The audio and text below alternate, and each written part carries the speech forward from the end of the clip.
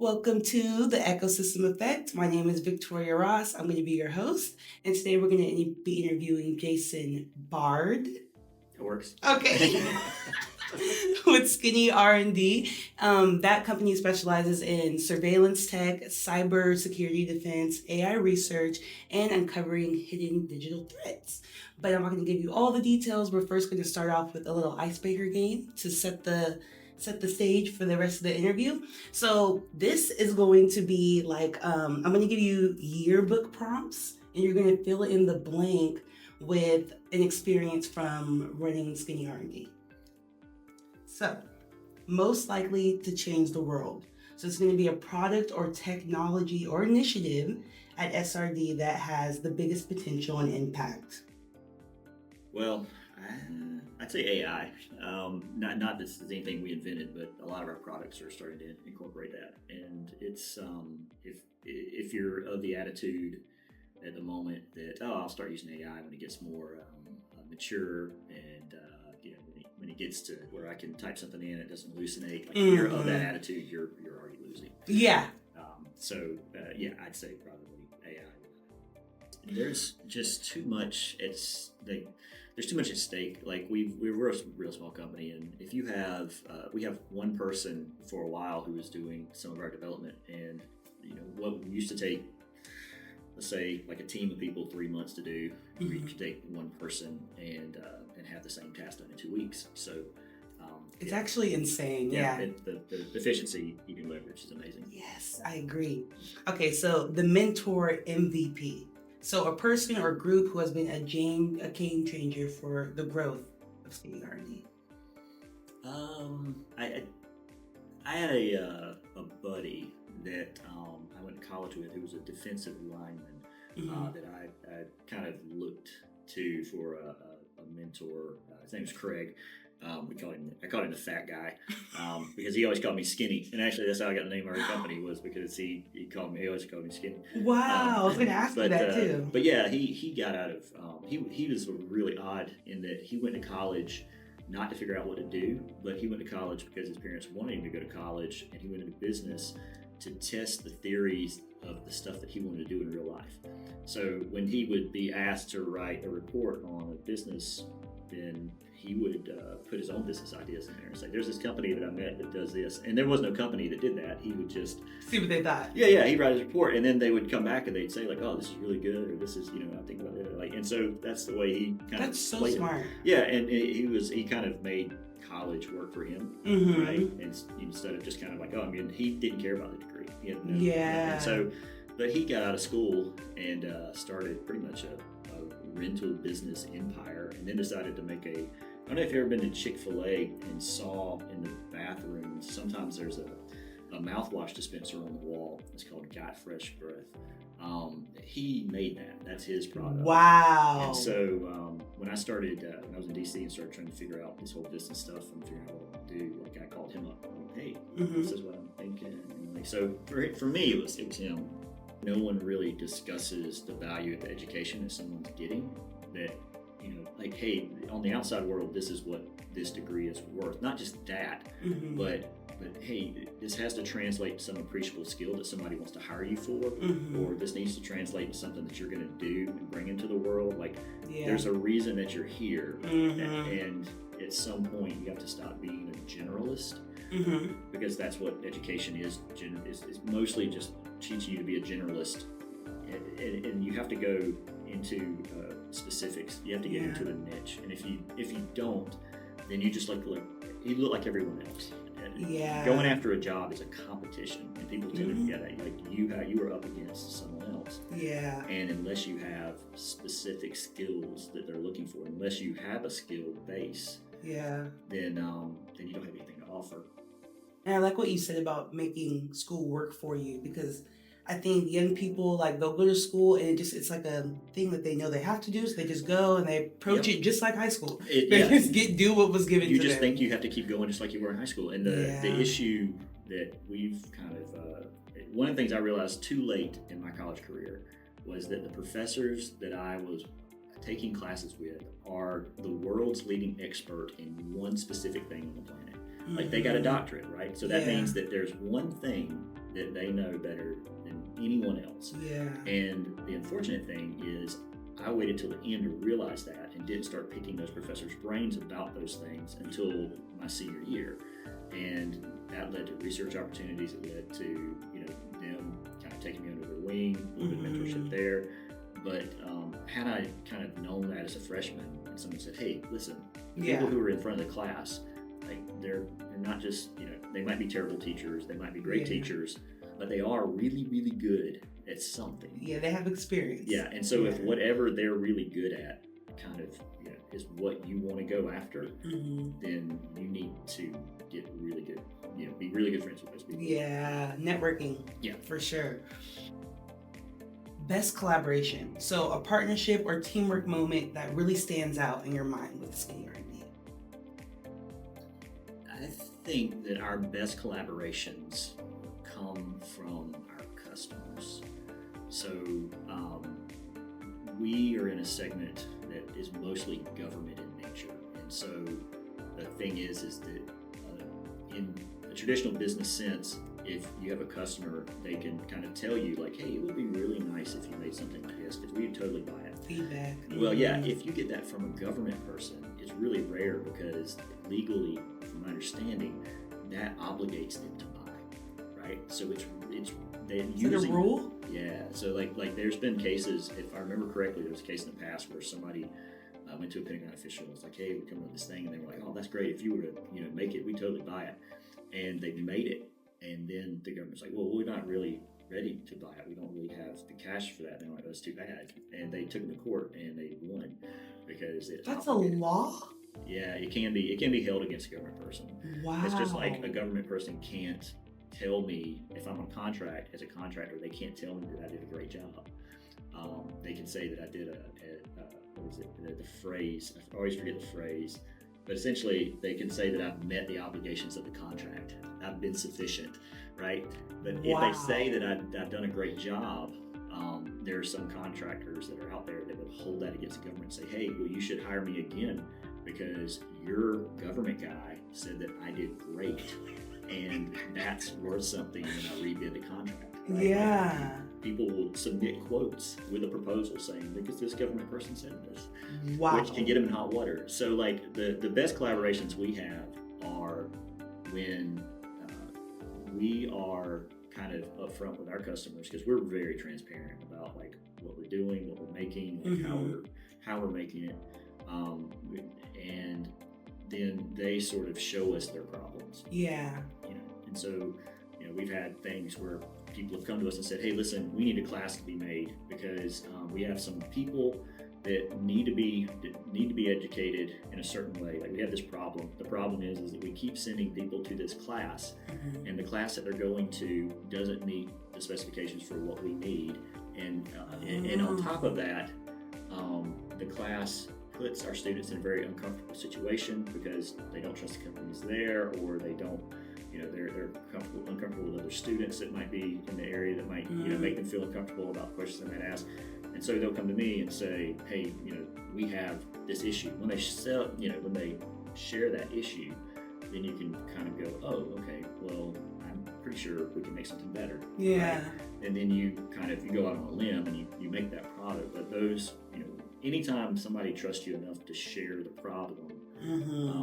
I think that's your biggest collaboration you can have. Is that like in treating that for what it is, especially if it's a customer that's come to you on multiple occasions. I've had people all the time tell me, "Hey, if you were to make this, like this would make $1 million," and you're like, "Okay," but it's like, but you've only come to me like once before. Yeah. I've never seen you again, right? Yeah. But definitely, like if you have people who are good customers and are sharing their problems with you, like that's a huge moment there that you got to capitalize on. That is the best collaboration because then you just keep collaborating. Yeah, because you come back and they see that you just solved a problem they had, and then they're going to come and they're going to show you more problems.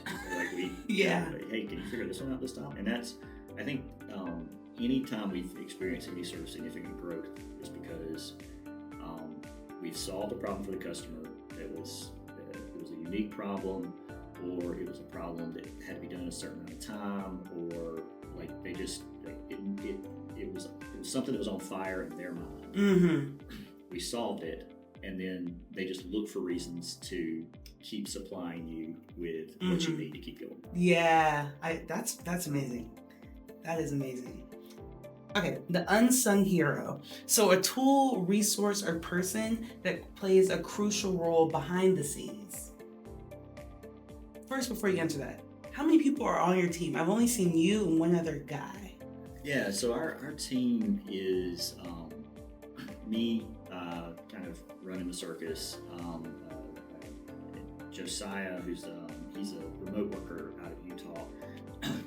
He has been with me ever since I went, probably several months after I went full time. My wife, who is always there, like whether doing marketing stuff or helping with our digital designs or that sort of stuff.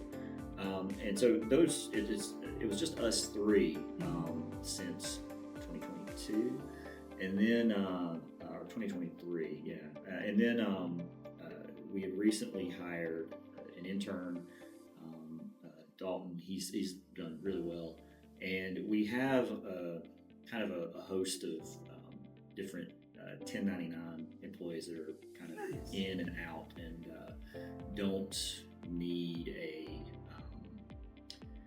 like a steady salary. Oh, right? Yeah, project based. Yeah. Yeah, so more project based people who are either retired from a job or just have grown used to working in a 1099 capacity. Yeah. And so, but we have a very unique structure in how we do medical and salaries and different things. So I've kind of got talk about later, but I've kind of got a mentality of if you bring something into what we're trying to do and you're a significant part of it, we should share in the reward for that too. Yeah. And so we have some different arrangements for different types of projects that we take on. I think that's cool. I think that's really cool. All right. We hit all the main ones. Okay, so besides everything we've already talked about, now my favorite thing about this podcast is that I know nothing about tech. So I feel like I'm almost the best person to do the interviews because I'm going to ask questions that like people that don't know about tech are literally going to ask. So explain to me what cybersecurity defense is, because in my head that sounds the same as surveillance tech, but they are different. Yeah. So we sort of, I can explain cybersecurity defense a little bit and then kind of explain where we fit into that a bit. So cybersecurity defense is where your company, actually, let's just go even simpler than that. At home, at your apartment or house or wherever you get home and you get on the internet, right? Yeah. So whether you know it or not, Google or AT&T or somebody's giving you access to the internet. Yes. They put a device, a Wi-Fi router, on your desk or somewhere in your apartment or house. Yeah, where it's not going to interrupt, right? But what people don't realize when they do that is they've set up a network inside your home. Right? And so you got your phone connected to that Wi-Fi router. You got your laptop connected to that Wi-Fi router. You may have TVs, refrigerator, coffee makers. Like it goes on and on. Like there's you can connect everything. Doorbell, up. Exactly, the Ring doorbell. Like everything is connected up, kind of to that router. So whether you like it or not, now you are the owner of a computer network. Okay, if you wanted to, your phone could connect to your phone could talk to your laptop. Literally, Yeah, your laptop could talk to your Ring doorbell, which it does because you probably literally get on there all to see it. Connected. Yeah, exactly. Like so, you now are the owner of a computer network, whether you want to or not, because everything you've added another device onto your network. I never thought about it like that. So now let's think about like I'm an adversary, right? And I want access to your network because I want to break into your house. So, what's the first thing you think I'm taking out? The Ring doorbell? Sure. Why not? Or the lock on the door too. Sometimes they're electric. Mine's electric. You put a code in. Well, I mean, so first I don't want to, if I'm doing recon of your house to see like if you're like I might want to have your Ring doorbell black out at certain times, right? So, or I might want to take and maybe I want to access your bank account, right? right, on your that you use your laptop to access, right? So there's a You're making it sound so easy. You're stressing me out. well, so it's there's a level to this to where there's a lot of the cyber defense community that operates off of fear, like people's fears, right? I've heard that. And it's both. It's true, they do, but also like the reality is that if I wanted to come after a particular company or target, that we could compromise them. Someone could, like, with enough dedication, and it's like pointing a hunting dog at an animal, right? Yeah. Like they are going to go until they drop. Mm-hmm. And so the thing is, if you have that kind of dedication to go after someone to breach their cyber defenses, you are. You can. And so it's like, so what cyber defense does is says that, okay, whether you're at work or you're at home, you all have some sort of network that needs to be protected. Yes. And so, what sort of software, what sort of procedures, what sort of things can you put in place to slow the adversary down, make them maybe think twice about going after you and maybe going after someone else. Yeah. Keeping yourself from being the low-hanging fruit, right? So that's the cybersecurity defense portion, right? Yeah, it's those strategies that try to do that. So one simple thing is, if you've ever worked for any sort of business, every once in a while they say, hey, you need to change your password because it's been 60 days. I never do. Oh, you never? Yeah. So I've heard once the best password is the password you don't know, right? Like a password manager. Yeah. So, but I hate those because if you lose it, like the ones that are like create your own passwords, which are numbers and letters. Yeah, so that's why they have now. There are actually like solutions for that. There's password managers that will keep up with the passwords for you, so you don't have to remember them.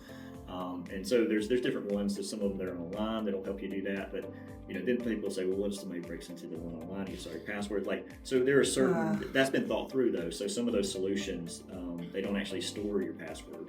Right? They have a way that you can get to it, but they don't actually store it. And so there's different solutions out there to make that easier. But that's an example of a very primitive example of cyber defense, all the way up to things like having computers that watch your network, precisely to see when traffic changes a certain way. So like say somebody got your home network, and was doing something nefarious, like this computer would automatically recognize it and say that's not. That's not traffic that I normally see here. So, but there's this. It's a kind of a cliche in the industry called defense in depth, where you take the policies, you take these software solutions, you take these network solutions, and you kind of package it all together, and that's your quote unquote cyber defense. Got it. But it's a kind of a holistic approach. But it's also it is not perfect either, right? Yeah. So the thing about our business is that we kind of play on both those sides. Like we think about the defensive side, but we're also thinking about the adversarial side, because one of the best things you can do from a cyber perspective is to have somebody play the bad guy. Exactly. Right? Yeah. So if I do break into your house, and then, or I say I break into your network, and then the next day I come to you and you say, hey, here's how I got to your network. And that's going to help you like combat that even more. Yeah. Now you do it. So it's an important part of the whole cyber defense thing is testing as if you are an adversary, and it's good sometimes to have an outside entity do that, because if you have somebody internally, there might be political pressures for you not to perform up to what you can. But if you have an outside kind of auditor, there's some advantage in that. That's really cool. So, correct me if I'm wrong. So, is the surveillance tech the blockers that you were talking about that you would put up in the defense to make it harder? So we sort of specialize in a lot of different what I call technical evil. So there is cyber or computer defense or attack like networking stuff, like that's one bold of things that we do.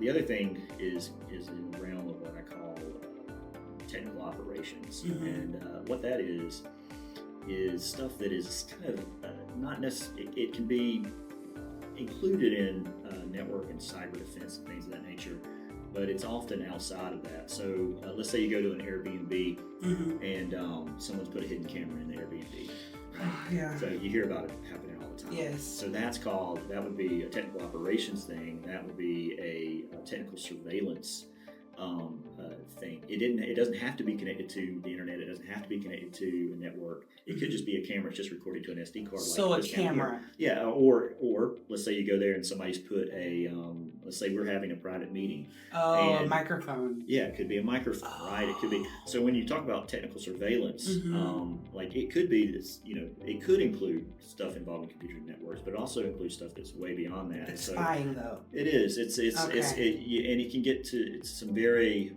esoteric kind of concepts. So, for instance, you know how a hearing aid works. So a hearing aid, you put it in your ear, right, and it makes things louder for the person listening to it. How does it make things louder? Well, it's got a microphone inside of it. So this microphone is, fairly large size. And the hearing aid microphone is smaller than the tip of my finger. That's like surveillance tech. Yeah. Yeah, right. And so, if I'm putting that in a room like this, obviously, for law enforcement, state law enforcement, federal law enforcement, different people in different governments, like they have an interest in learning how to do that better to, protect the freedoms that we have.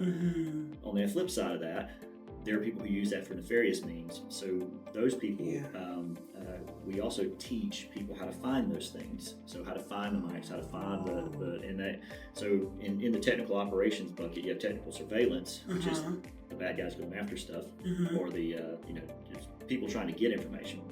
And on the other side of that technical surveillance piece is something called technical surveillance countermeasures, or TSCM. Oh yeah. Yeah. And so what that is that's the defensive side. So those are the people, the bug sweepers, the ones who are looking for the cameras, looking for the microphones, looking for those conditions that allow information to leave, an area, or for somebody to collect it. And so we sort of play in a sphere of we understand the cyber side of it, and the attack side of that, and the defense side of that. We understand the technical surveillance side of that, and the attack side of that, and the defense side of that. And so we're always sort of looking for ways to understand more and more of those concepts, because our focus is more on training people who need to understand those concepts, and then doing research to help people understand kind of more and more. That is so cool. What it is. So yeah, it's a fun thing to look at. It's always changing. That's crazy. Because honestly, I was like, I don't know how interesting this is going to be to me, because I don't know anything about tech. But honestly, this is very interesting. And it makes me wonder too, because I know a lot of the I2C companies, they work with a lot of like arsenal projects and government projects. But do you help the common people often, or do you do mostly like corporations and businesses? So all of our customers are government to some degree. We have partnered with commercial entities in the past. It is really tough to convince a corporate entity to, like, people are sometimes scared for you to go after. They're like, hey, we want you to really come after us. We want you to like go after us with all the evil that you can come up with. And then you go, okay, great, and you talk about it, and then you never hear from them again, because like they realize maybe they don't really want that exposure, right? And like that's something that they don't want to go through.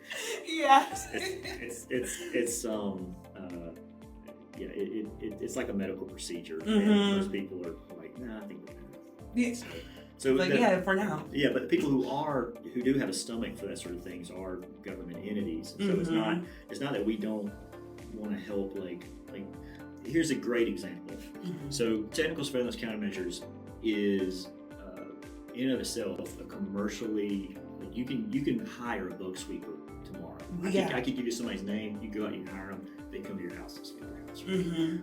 And they're going to charge you probably thousands of dollars, because the technical equipment you're using for that cost hundreds of thousands of dollars. The expertise that you build up over time is that cost. Like it's just that there's a lot of cost involved. So a lot of people who have bug sweeps done are either the super rich, or people who have companies, or the government. Right? I don't do any technical surveillance countermeasure sweeps for individuals, and nor will I ever, because for the majority of people who reach out to me are, like you said, common people, great people. But like I've had somebody reach out and say, "Hey, I'm going through a divorce. I want to know." That's exactly what I thought. Yeah, and it's a common thing. Like, "Hey, I want you to come in. I want you to sweep my house." All right. And my response is always, "Okay, here's what's going to happen. I'm going to come in. I'm going to sweep your house. I'm going to charge you several $1,000s to do it, and then I'm going to look around. I might find something. I might not. Let's assume I do. I find a bugging device. Pull that out of the wall. I show it to you. Now, what's going to happen is I'm going to leave, and you're going to leave. And that house is going to have nobody in it. So what's to keep somebody from coming back? Somebody coming back to the house, putting something back in after you leave, right? Yeah. Now you're going to have to hire me again to come back in. And like, so we can just keep doing this process, or you can, anytime you talk about something that you don't want somebody else to know, you find somewhere else to do it besides your house. Right? Yeah, which might make more sense and be cheaper. Go to your lawyer's office, go to your, you got options. If somebody's told me a few months ago, emailed and said, "Hey, I want you to check my car. I want you to go through my car. I think somebody's tracking me." Yeah. Go to a mechanic. They're going to be cheaper. They're going to be able to pull things apart much easier than I will, and they are experienced in pulling dashboards, looking under cars. Like just tell them your fears. Give them $300, whatever they want. Yeah. And let them tear the place apart and see if they see anything that doesn't belong, because they see stuff. So yeah, to take some of this stuff and try to help, like you said, like a common person. It's a very difficult thing to do, and ultimately it might not be worthwhile. For at least you're honest. Yeah. You could just do it and just get paid thousands and thousands every time. Oh, yeah, you know? Yeah. I know people who do this for high net worth individuals. I get it, right? Like, you're a high net worth individual. Like, your words are worth millions of dollars. Like, and you want that surety that you're talking in a room that doesn't have a microphone in it. Great. Like, hire TSM or pay them what they want because they're worth it. And get it done. But if you are, if you're making $75,000 a year and you're living at home and you're worried about your ex-girlfriend coming to your house, like you need to find a different solution. I don't know. That's just my opinion. Probably have people screaming at the podcast going, "No, you're an idiot! Like, don't do that. Take the money." No, I applaud you for going about it that way. Seriously, that's very cool. Oh, what inspired you? Okay, because I was going to ask you how you got the name Skinny RD, but you already explained that. But what inspired you to start the business? Because this isn't, maybe I'm just thinking about this because I'm not in the tech world, but this isn't like average. This is what I want to do. Like, I doubt it just happened like that. Did it? It's really weird. Okay, let's talk about it. Because there are other people who do, you will find a lot of cybersecurity companies there's some in this building. You won't find a lot doing what we're doing. Yeah. So my background is I spent I look younger than I am, or I look older than I am, or something like that. I screwed that up. I am older than I look. Yeah. But no. I started with Department of State as a federal employee back in 2003, and did a lot of security stuff for embassies overseas, and did a lot of training for them, and then transitioned over to Department of Defense and worked with them for years. And we stayed in Washington, D.C. until 2014. Then went to Tampa, still working with the Department of Defense, and then ultimately came to Huntsville. And kind of in that period of time, around 2013 or so, we were sort of stuck in D.C. and I was trying to find a way to get out. There were some health issues that we were dealing with, and there were some different challenges that we were having while we were there. And there were two routes of escape that we kind of earmarked. And one was I could go back to college and get a master's degree.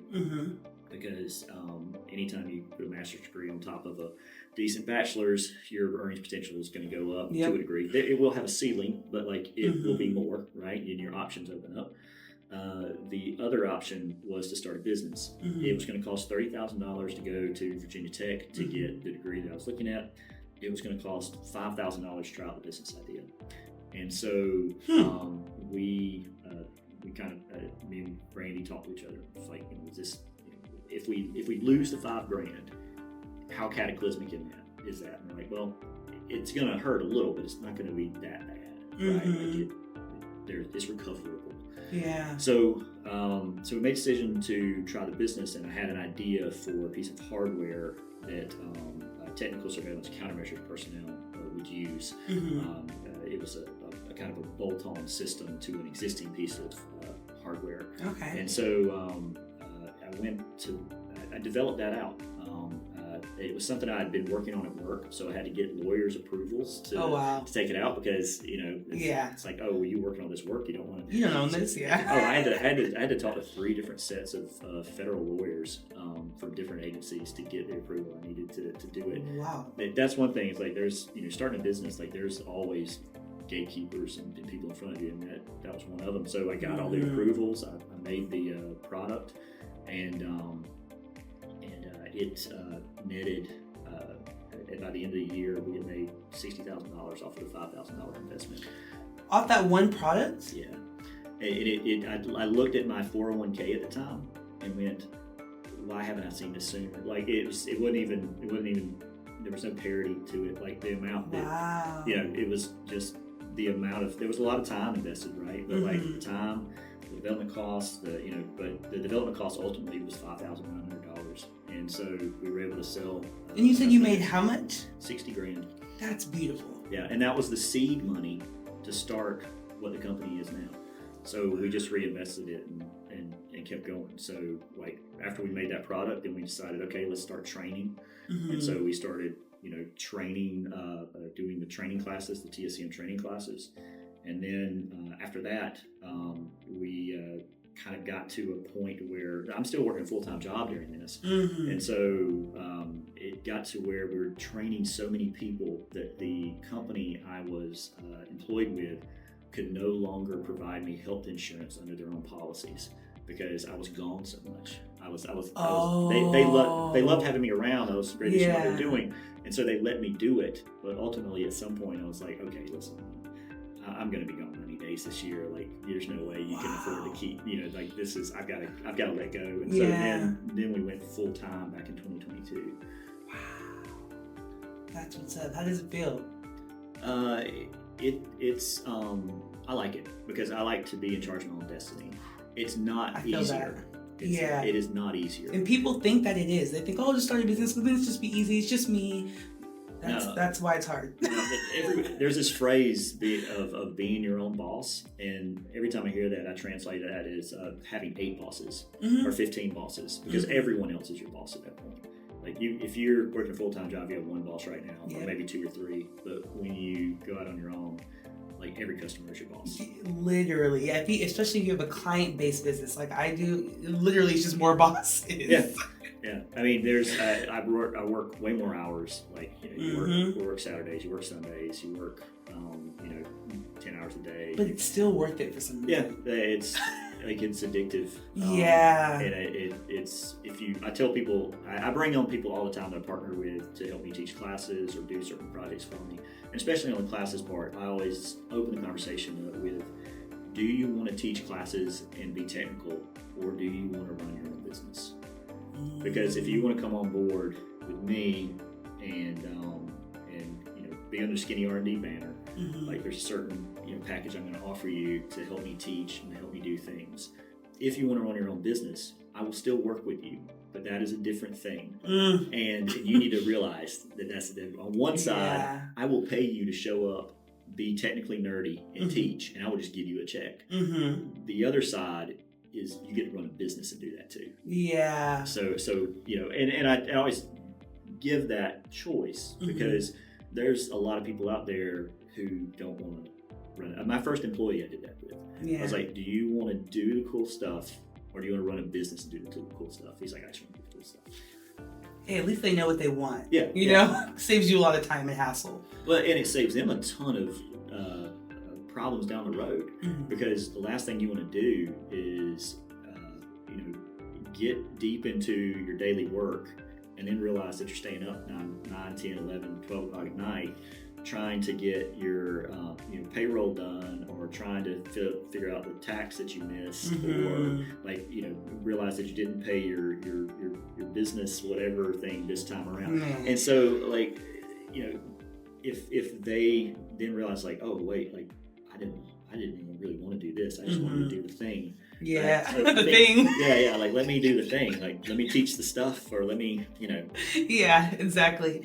Okay, so you said you guys went full-time in 2022, correct? Mm-hmm. So when did you become a part of I2C, and why did you choose to become a part of I2C? So we didn't really have a home.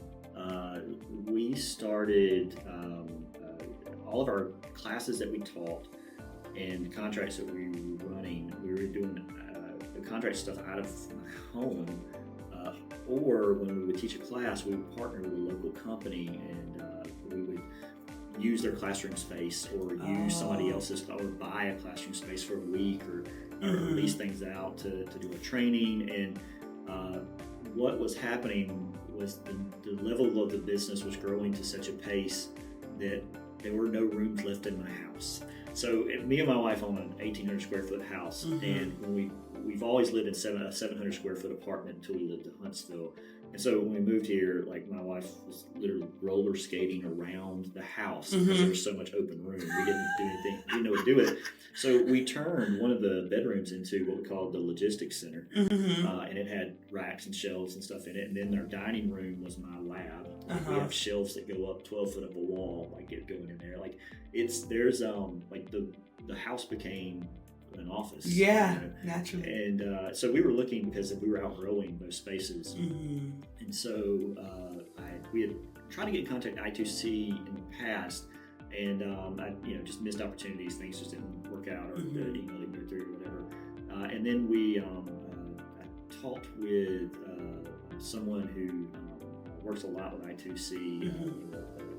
Companies as a sponsor, and they introduced me to Revid, and so we kind of came on and saw that it had kind of the space needs that we needed to fill, and then just the opportunities of different other businesses around is nice to have. We've already taken advantage and leveraged some of those other businesses to help us develop things and stuff. Awesome. So yeah, that's how we, I guess, got into this space.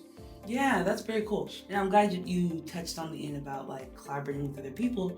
That's kind of my next question. So, the show is called The Ecosystem Effect, and the whole idea of that for me when I created it was just how amazing it is to be able to have so many like-minded people in one building, even if they're working on separate things. Like they're all tech, they're all startups, they're all like, working hard to figure it out.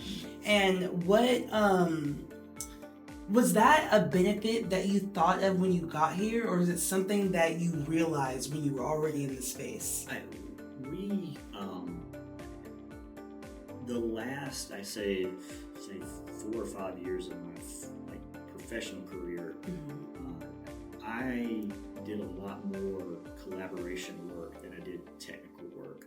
I realized that for some of the missions and things that we were doing for the Department of Defense, that there was real power in having an understanding of what other people were doing around you, so that when you got to a situation where you really needed a solution and you knew that someone else had a partial answer, to be able to jump on the phone and say, hey, that thing you're working on, like, how mature is it? Can we get it here? Can you override it? Right? Like, I had, like, I said, Josiah, who was our first employee, like, he was working with me back then, and he was kind of part of this group of misfit toys that I kind of brought together. That was, him and a buddy of his named Nick, and another guy, and then some other people, another part of defense, and I would have these kind of meetings where we'd get everybody together, and I would say, hey, this is what's coming up, this is what we're going to have to do, does anybody have any input in it? And the power in that is that everybody thought that they were working towards something larger than themselves. And so they actually really enjoyed showing up, because they're like, oh, they're doing something great over there, and we're doing stuff great over here, and like, let's just, let's share what we can, right? Yeah. And so coming here and seeing sort of everybody like laid out, I think we're the only business on the first floor, unfortunately, but we have a giant wall of windows as one of our walls, right? We're a giant aquarium you can look in. Like, that doesn't bother me. I'm always like I want people to stop by, I want people to look in, like, I want people to ask questions, because if I can understand what you're doing, then maybe there's a way that I can, help. Yeah. Maybe there's a way that you can help me at some time, and we've done that with a group here. And I'm trying to remember their names right at the back. Core prototyping. Yeah, Core. Mm-hmm. Yeah. So Core built us a box, a custom box when we needed it. I saw that. What is that? Yeah, so we had we were, as part of one of our contracts, we were building out a giant receiver system for a particular type of radio signal. And it's a very bespoke box. Mm-hmm. And ultimately, you don't want to turn that over to a customer in 50 different pieces and say, here, these cables kind of connect here, and this, just take the spaghetti and mix it around, and it'll make something. So what we did went to them with our issue and rolled all of it up there with a cart and said, hey, here's all the pieces. Can you put it in a box, make it look good, put these outputs on it, put these inputs on it, and put it together, and they did. And what's great is that you can just, if they have a question, they can walk downstairs. Mm-hmm. If you have something you need to change, you can walk upstairs. It's just everybody's right there, and you can have that quick communication. That's amazing. I love it. I never really had, so I'm from the Bay Area and from Silicon Valley. My dad's an engineer. I have been in a lot of buildings like this over there. Like open innovation and collaborating in like a tech environment is something you see all the time out there, But this is the first space I've seen like this since I've been here in 2 years. As soon as I walked in, I was like, this is so cool. Like, this is amazing. I want to be here because collaboration is so important. Like, it's so important. I don't think people understand that. Like, it can be the deciding factor on whether you achieve something or not, is whether you have the right connection. So I think it's really cool because you've already touched on that multiple times. And I feel like you definitely credit that to getting as far as you have, like people helping, meeting other people. I think that's really cool. Yeah, very cool. I think it was in DC where there was a group that it's the first time I saw something like this, but it was called Night Owls. It was it's going to be over a decade ago, but it was a group where you could just show up, and their kind of tagline was "Bring your project." So you just show up with a project that you were working on, and then it opened with there's 40 people there. You all say what you're working on, and you say what you're working on and what your skill sets are, and then after everybody introduced themselves, they just say go, and people would go, okay, so you know how to do website, and they come over and talk to you. Wait, what is that called? I don't even know if it exists anymore. It was called Night Owls, and wow. So it would kick off at like 9:00 at night, and it was just a giant room of collaboration. Yeah, you would find people who were dirt poor, living out of their apartment, trying to get stuff off of it, and you find guys who were worth $10, $20, $30 million who had already done, and they were just hanging out, trying to help each other out and point out, and when I saw that, I was like, oh, to do this right, you got to be constantly out there. You got to be constantly. Yeah. So, have you always been a social person, or is networking, collaborating, and reaching out and talking to people you don't know something you had to learn? It was something I was forced to do because I am naturally, I could very easily disappear with a laptop in a cave and never come out and be perfectly happy with that. But I had high school teachers who pushed me into public speaking, and were like, "Oh yeah, you're doing. There's no question, you're doing this." And it was like, okay, I guess I'm doing this now. Yeah. I had different through college, I do projects and things, and people would say, "Oh, you're presenting this. This is your baby. You're gonna present this." And I've had I've just been forced, and what I learned when I got into my career was that, and this is one of the things I tell students about here, is if you can communicate your ideas and you are a technical person, you are going to outperform every one of your colleagues. I agree. If you can explain someone else's work for them, and they don't want to explain it because they're too shy, or they don't want to, or it's not their bag, that is good for you. Because that just you climb that, you can climb so fast just being an interpreter for nerdy people. Yep. And it's been super helpful. That's amazing. That's so amazing. That's actually what I'm working on right now. For some of my clients that are like shy, I've been proposing to them like, hey, I can come out to your city. This client's in Boston, and I was like, I can go to these universities and sell your product for you because I know how to speak. I'm outgoing, I'm charismatic and all the things, but he's not. Yeah. So I was like, I can do that for you. So I know exactly what you mean by that. Yeah, and there's levels of it too. Mm-hmm. There's a guy that we're looking at bringing on to help out, and he could, the phrase could charm the ocean to buy water. Oh wow! Like that sort of. He's type, that yeah, good. Yeah, but it's all authentic too. Yeah. It's not you slimy used car salesman. He understands technology, he understands what it can do, and he can deliver that to the people who don't understand. You know, I might interview him next. Yeah. It sounds very interesting. So, this is a question I'll probably be asking every guest on the show because, like we mentioned, a lot of people in here work with the government and the arsenal and stuff. How do you go about marketing your business, or do you? Yeah, that's a tricky one. So, for our own business, we know that there is a subset of people within the government who are interested in what we're doing, mm-hmm. and that's the only people we're trying to reach. Is it a large group? Sometimes no. There's one community that we've been very successful reaching. There are probably 300 people at any given time. Okay. But they have control of lots of resources, right? Mm-hmm. And so in that case, it's building the trust, with that group over time. Mm-hmm. That you will, you can deliver a really good product, that you can be mindful of their sensitivities, mm-hmm. that you're not going to immediately after they give you a contract go, hey, guess who we got a contract with, right? For us, now that's, you could have another person in here sitting in a seat and give you a completely different idea about marketing that. Because we're a really strange company. We're more of a technical boutique. Mm-hmm. Right. That's what it seems like. Yeah, we cater to very specific needs, whereas other companies, like some of the sponsors for this building here, are multi-million-dollar government services companies that do things very different, mm-hmm. in a very different way, like advertise everything, But for us, we're interested in. We want to be really targeted with who we're marketing to and who we're helping.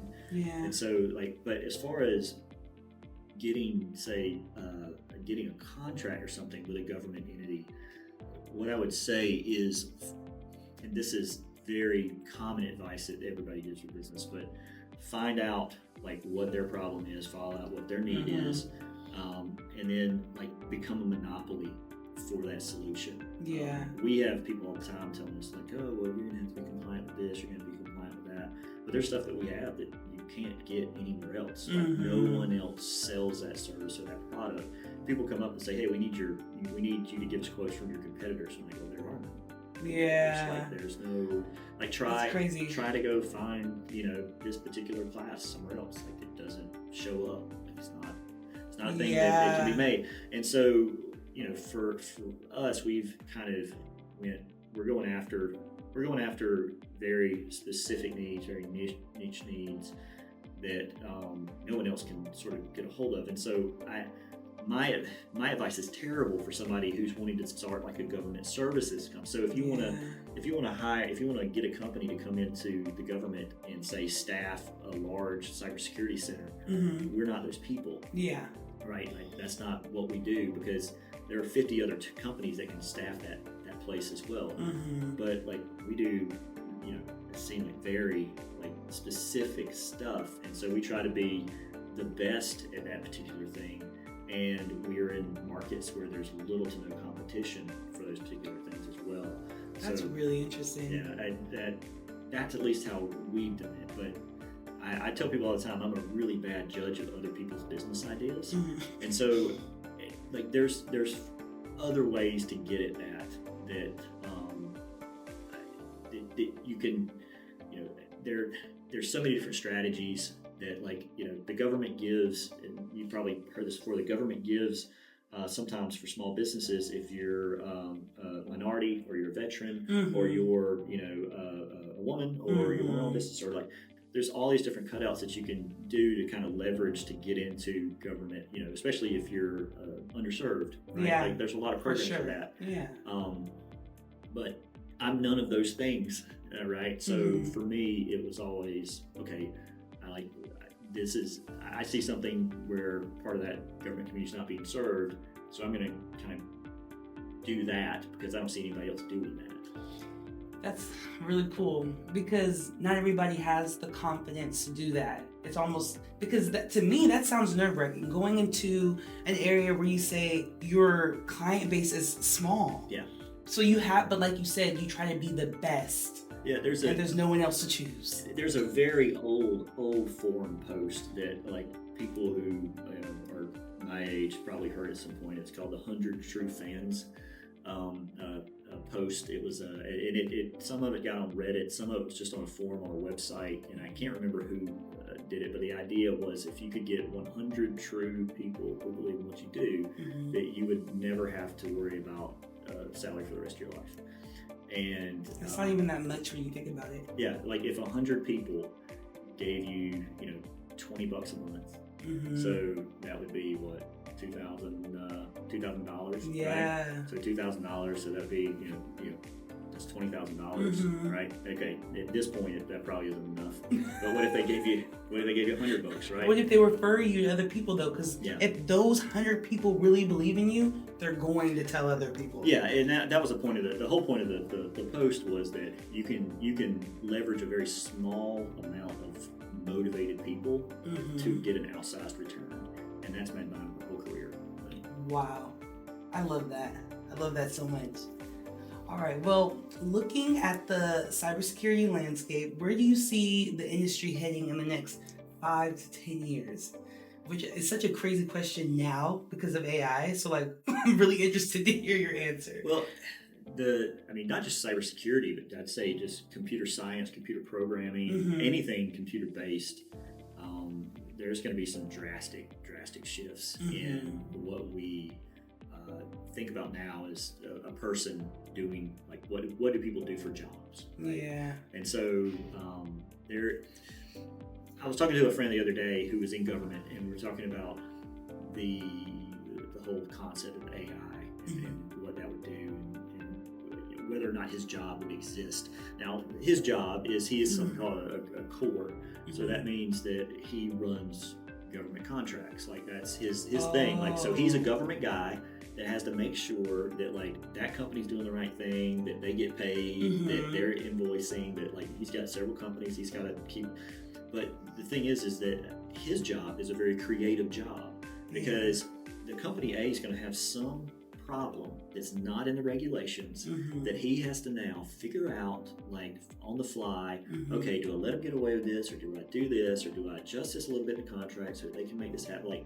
It's a very stressful, but it takes creativity to kind of solve these solutions or solve these problems.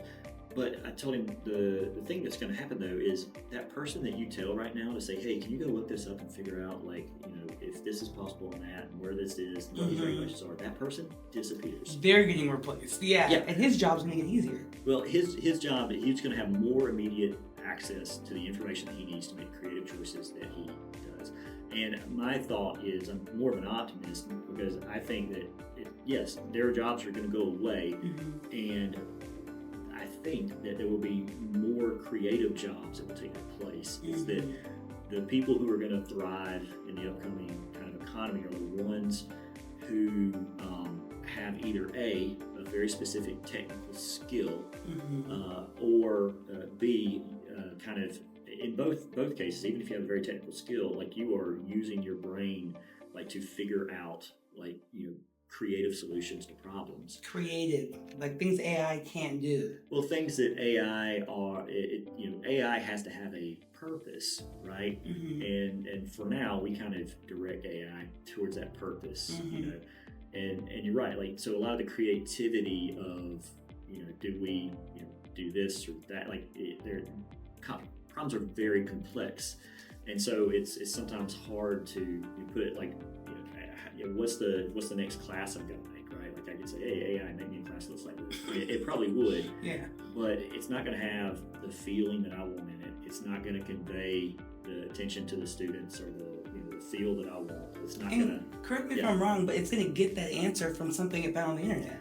It will, yeah. So whatever you feed into it, whatever you feed into it, it's derivative by nature. It's gonna find some stuff, but I've no doubt that it can build lesson plans. That it does, it can build. I mean, I've had it write contracts before. I've had all sorts of things. Mm-hmm. But then what happens is it writes the contract. I submit the contract, and they come back and they say, "Hey, well, we have a problem with the way this looks or sounds." And you're like, "Well, that's not logical." Well, it doesn't matter if it's logical or not, because now I have to make it look like the customer wants, so that it makes, there's still this part where there's this human in the loop that has to do it. Yes. But I will say, if you're not using AI, then it's to the point now where you're already behind.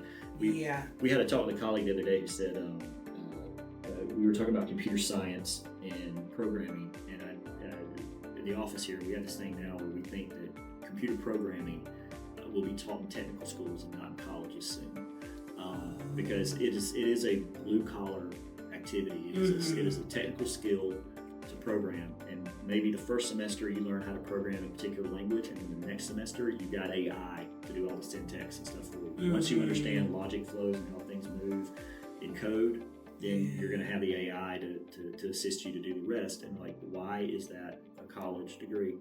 If you want to know about algorithms, you want to go deeper into computer science and the field of programming, that's a college degree. But if it's just programming, that's becoming basic. Like, you don't know that? Yeah, like Alabama's looking to make that a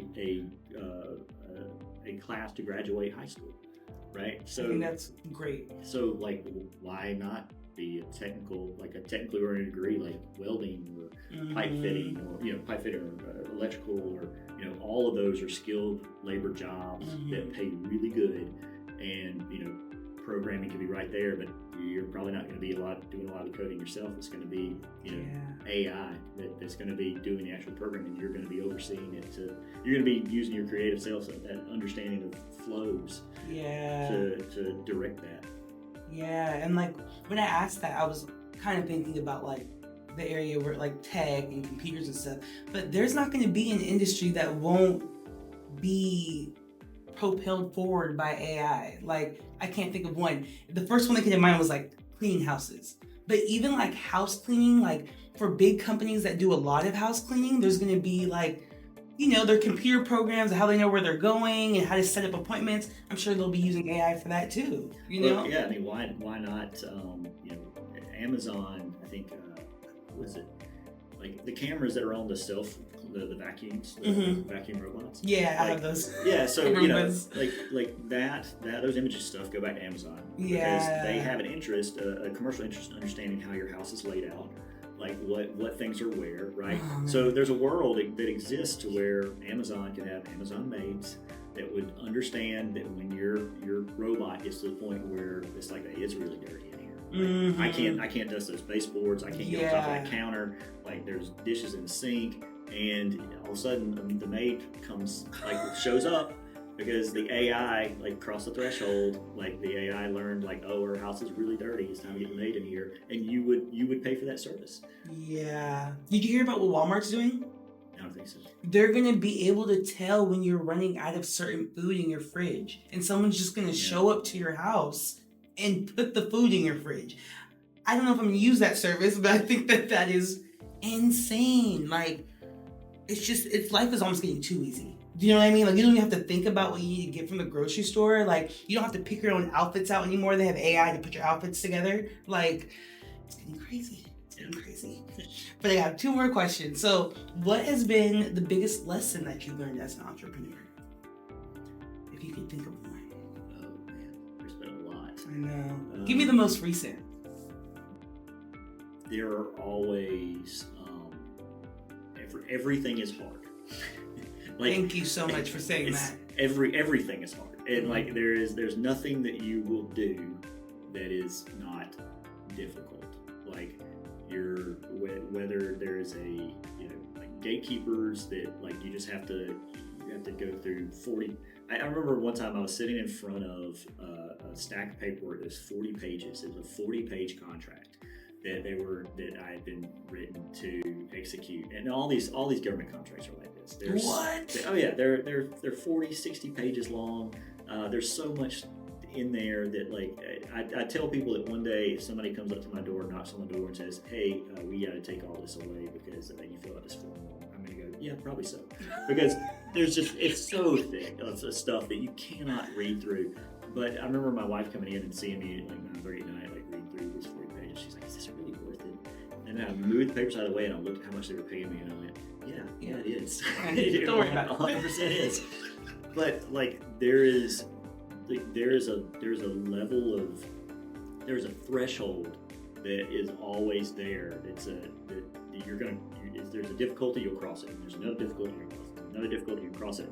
And like your ability to kind of achieve is directly linked to how much mess you want to put up with. How much hard stuff you're willing to just do. Yeah, and like, to this day, there are things, like there are ways that I don't want to run my business. I wouldn't call it difficulty because it's not like, oh, that's too difficult, I don't want to do it. It's just like, I just don't want to do this that way. But like, if there is certain levels of business that you want to achieve, like know that like you continually have to cross hurdles that they're there. I had a friend just recently who told me, like, he told me last year, he's like, hey, we're building this very special place and it's going to be a lab, it's going to be awesome, it's going to be all this stuff, the government's going to approve it, and we're going to do this and that in there, and it sounded great. And he got back to me like this year, he's like, yeah, we finally got it done. We expected to spend $60,000 and we spent $300,000, right? Like, because of it, but it's just that there's so much, like, there's so much that you have to kind of fight through to get started as somebody who's in business. That, I don't know, the guy that was kind of my mentor, like he actually, I remember he said that to me. He was like, because I remember he was trying to ship something on FedEx and it was a pallet, and the pallet got lost in the FedEx system, and this was like thousands of dollars worth of product, right? And I was like, what are you gonna do? And he's like, well, I'm gonna do this and that, and I was like, well, is there some sort of like way you can do this easier? And that's what he said. He's like, there's nothing that I've ever done this hasn't been hard. And so, like, I was like, I guess that right? I'm not alone, man. This is how this You're works. like, wow, you're right, yeah. Anytime. That's hilarious. So, looking ahead, what is next for Skinny Research and Development? Are there any exciting projects or expansions coming up? Yeah. We're hoping to break it into an entirely different set of customers. There's a group of individuals that exist in the really the local and state law enforcement level, and this is, law enforcement kind of gets all sorts of different. You mentioned law enforcement, and people have all sorts of ideas about what that entails. Yeah. But one thing that is undeniable that everyone will say is true is that law enforcement needs more training. Oh, 100%. Everybody says it. Like, in a lot of different areas. Exactly. Like everyone says, like we need, if we just had better law enforcement training, if you train these guys better, if they, had like, well, that requires two things. It requires money and it requires people to train them, mm-hmm. right? And so we are looking in kind of that technical operations aspect and what resources local law enforcement and state law enforcement have there. And as far as vendors, there's lots of vendors. As far as training, there's not a lot of training. And so we are making, we last year went to the North American Technical Investigators Association to give them free training during the conference. Oh, nice. And said, hey, like, we're here. We didn't even buy a vendor table on the floor. We're just here to train. Nice. We want to hear your problems. We want to help you out. Mm-hmm. How can we get involved? We're going to do it again this year because last year we did it and people said, well, what products do you have? What training do you have? We're like, well, we don't really have anything. We just kind of want to come and see you guys and help out because we think this is the right thing to do. Mm-hmm. And so this year, though, we're going up with to provide more training, and we're also opening up a technical operations division within our company that will.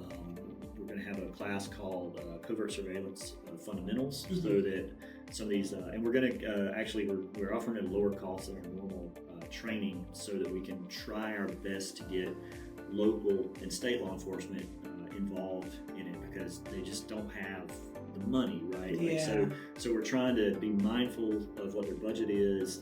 We're going to offer that class up, and then we're going to also offer up a 3D printing class, because there's some real interest in the law enforcement community in 3D printing, especially now that people can 3D print guns and they can be untraceable and those sort of things. So understanding that landscape for them, you're talking about a small some small law enforcement or some small city that has a very small technical team, and not only are they being asked to hook up people's body wires to do investigations, run networks inside the thing, but now some guy comes across your desk and says, "Hey, we got this 3D printed gun. How did this happen?"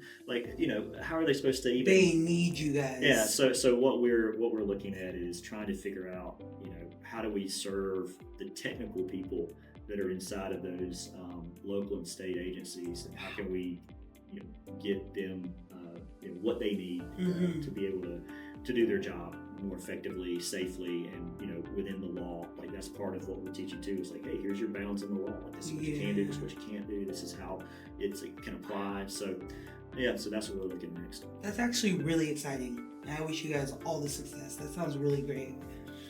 But that is all that I had. I want to thank you for coming. For people that want to connect with you on Instagram or Facebook, what is your handles? Yeah, so if you go to Google, just type in Skinny Research and Development, it pops up real fast. We're on Twitter, we're Instagram, LinkedIn, on Facebook. We're fairly easy to find. Awesome. Sounds good. All right. Well, that is going to be the end of our first episode. Our next episode will be on startup science. It'll be dropping on May 30th.